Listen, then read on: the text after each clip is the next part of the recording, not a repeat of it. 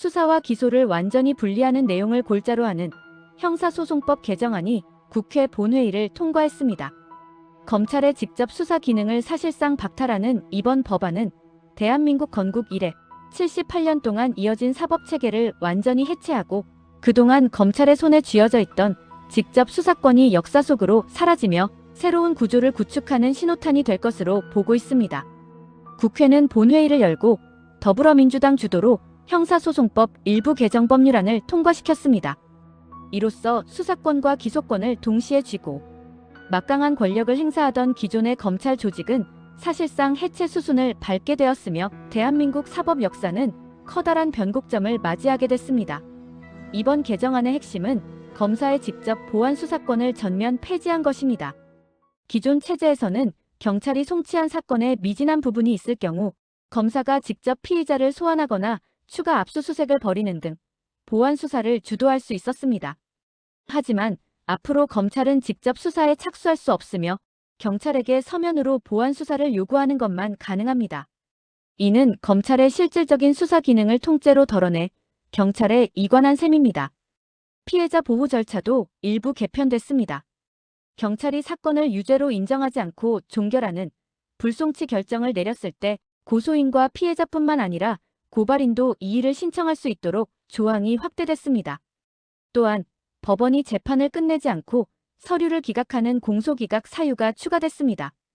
중대한 위법 수사가 있는 경우와 소추 재량권을 현저히 일탈한 경우가 신설되면서 검찰이 무리하게 기소를 감행하거나 별건 수사로 압박하는 관행에 법원이 직접 제동을 걸 수 있는 장치가 마련된 셈입니다. 공소청과 중수청으로 분할된 기존의 검찰은 법 조문 몇 개를 바꾸는 수준을 넘어 기득권 구조를 가진 검찰 조직의 해체를 의미합니다. 오는 2026년 10월 2일 기존 대검찰청과 검찰청은 공소청으로 간판을 바꿔 달게 되고 공소청 소속 검사들은 오직 경찰이 넘긴 사건의 공소 제기 여부를 판단하고 재판을 유지하는 역할만 맡습니다. 영장 청구 검토와 사법 통제라는 본연의 법률과 역할로 제한되는 것입니다. 검찰이 담당하던 부패경제 등 중대범죄 수사 기능은 신설되는 법무부 외청인 중대범죄수사청과 경찰이 전담하게 됩니다. 이로써 영장 청구권과 기소권, 수사권을 모두 독점하며 무소불위의 권력기관으로 군림하던 검찰청 체제는 역사의 뒤안길로 사라지게 됐습니다. 더불어민주당은 정치적 편향성과 표적 수사로 얼룩졌던 정치검찰의 권한 남용을 원천 차단하는 역사적 이정표라고 정의했고 수사와 기소를 엄격히 분리해 글로벌 스탠다드에 맞는 사법 정의를 구현하고 검찰 권력을 국민에게 돌려주는 정상화 과정이라고 주장하고 있습니다. 반면 국민의힘 등 야당은 이번 개정안을 이재명 대통령을 비호하기 위한 맞춤형 방탄 입법으로 규정하며 거세게 반발하고 있습니다. 특히 공소기각 사유 확대 조항이 야권 인사들의 재판을 흔들기 위한 꼼수라며 대통령에게 즉각적인 거부권 행사를 건의하겠다고 밝혔습니다.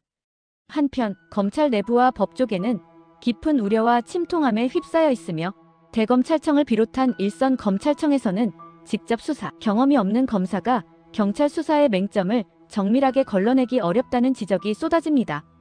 고도화된 경제범죄나 지능형 범죄의 경우 수사와 기소가 유기적으로 결합되어야 공소 유지가 가능한데 이를 억지로 쪼개놓아 범죄 대응 역량이 떨어질 수 있다는 우려입니다.